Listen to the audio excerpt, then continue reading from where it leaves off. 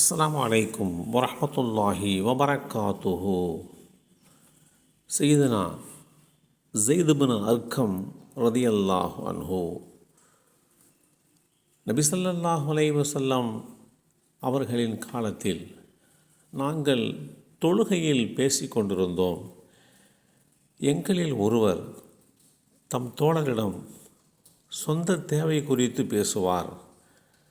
இந்நிலையில் தொழுகைகளில் பேணுதலாக இருங்கள் என்று அல் குர்ஆன் அத்தியாயம் 2 சூரத்துல் பக்ரா வசனம் 238 அருளப்பட்டது. அதன் பின்னர் பேசக்கூடாது என்று கட்டளையிடப்பட்டோம். இந்த செய்தி ஸைத் பின் அர்கம் ரலியல்லாஹு அன்ஹு அவர்கள் மூலமாக அறிவிக்கப்பட்டு ஸஹீஹுல் புகாரியிலே 1200 என்ற எண்ணிலே பதிவு செய்யப்பட்டிருக்கிறது.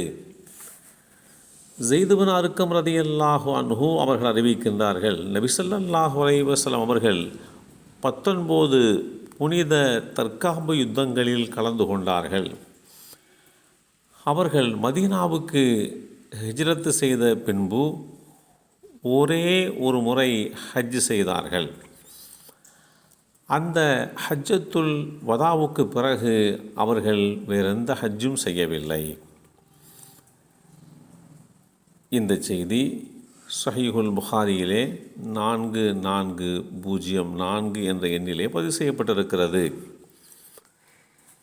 ஸைத் பின் அர்கம் ரலியல்லாஹு அன்ஹு அவர்கள் மதீனாவை சார்ந்த அன்சாரி தோழர்களுள் ஒருவர்.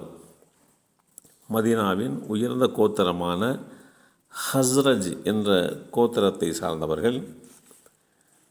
நபித்தோழர்களுள் மிகவும் வயது குறைவானவர்கள் என்று அறியப்பட்டவர்கள்.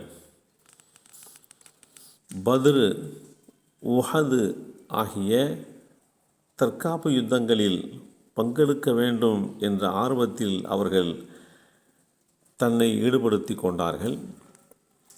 அல்லாஹுடைய தூதர் ஸல்லல்லாஹு அலைஹி வஸல்லம் அவர்கள் அவர்களுடைய வயது குறைவாக இருந்ததனால் தற்காப்பு யுத்தத்திற்கு நீங்கள் வர வேண்டாம் என்று அவர்களை திருப்பி அனுப்பிவிட்டார்கள். இந்த சூழ்நிலையிலே மதீனாவில் உள்ள வீடுகளை எல்லாம் பத்திரமாக பார்த்து கொள்ளுங்கள் என்ற ஒரு பொறுப்பையும் கொடுத்தார்கள். தற்காப்பு யுத்தகலங்களில் கலந்து கொள்ள முடியவில்லை என்ற வருத்தம் ஒரு புறம் இருந்தாலும் அல்லாஹுடைய தூதர் ஸல்லல்லாஹு அலைஹி வஸல்லம் அவர்கள் நமக்கும் ஒரு பொறுப்பு கொடுத்து விட்டார்களே என்ற மகிழ்ச்சி மறுபுறம் அவர்களை ஆறுதல் படுத்தியது. முதலாக முரைசிவு என்ற தற்காப்பு யுத்தத்திலே கலந்து கொண்டார்கள். அந்த தற்காப்பு போரிலே இருந்து மற்றெல்லா தற்காப்பு யுத்தங்களிலேயும் இவர்கள் பங்கேற்றார்கள். இடையிலே எந்த தற்காப்பு யுத்தத்திலேயும் கலந்து கொள்ளாமல் விடுபடவில்லை. அதன் பின்னர் அல்லாஹுடைய தூதர் ஸல்லல்லாஹு அலைஹி வஸல்லம் அவர்களோடு அதிகமான தற்காப்பு யுத்தங்களிலே கலந்து கொண்டு பங்கேற்றார்கள் என்றும் வரலாற்று ஆசிரியர்கள் தெளிவுபடுத்துகிறார்கள். அல்லாஹுடைய தூதர் ஸல்லல்லாஹு அலைஹி வஸல்லம் அவர்கள் கலந்து கொண்ட முதல் தற்காப்பு யுத்தம் எது என்று கேட்கப்பட்ட போது துல் உஷைர் என்னும் போர் என்று பதிலளித்தார்கள். இந்த அறிவிப்பிலே இருந்து ஸைத் பின் அர்கம் ரலியல்லாஹு அன்ஹு அல்லாஹுடைய தூதர் ஸல்லல்லாஹு அலைஹி வஸல்லம் அவர்களோடு 17 தற்காப்பு யுத்தங்களில் கலந்து கொண்டார்கள் என்பதை அறிய முடிகிறது.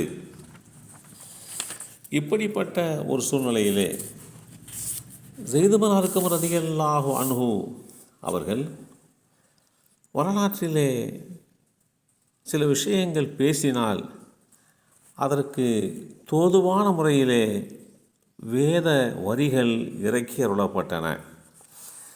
இதுவும் அவர்களுடைய வரலாற்றிலே நடைபெற்ற சிறப்பம்சங்களுள் ஒன்றாக பார்க்கப்படுகிறது. இவர்கள் எந்த தகவலையெல்லாம் அல்லாஹுடைய தூதர் ஸல்லல்லாஹு அலைஹி வஸல்லம் அவர்களுக்கு சொல்கிறார்களோ அதையெல்லாம் அல்லாஹ் உண்மைப்படுத்தி வேத வரிகளை இறக்கி வைத்தான் என்று இவர்கள் குறித்து உண்டான அந்த வரலாற்றிலே சிலாகித்து சொல்லப்படுகிறது. எல்லாம் வல்ல அல்லாஹு தாலா சையதுனா ஸெய்த் இப்னு அர்கம் ரதியல்லாஹு அன்ஹு அவர்களுடைய வரலாற்று பின்னணியை புரிந்து கொள்கின்ற வாய்ப்பை நமக்கும் நம் சந்ததிகளுக்கும் வழங்கி அருள் புரிவானாக. அஸ்ஸலாமு அலைக்கும் வரஹ்மத்துல்லாஹி வபரகாத்துஹு.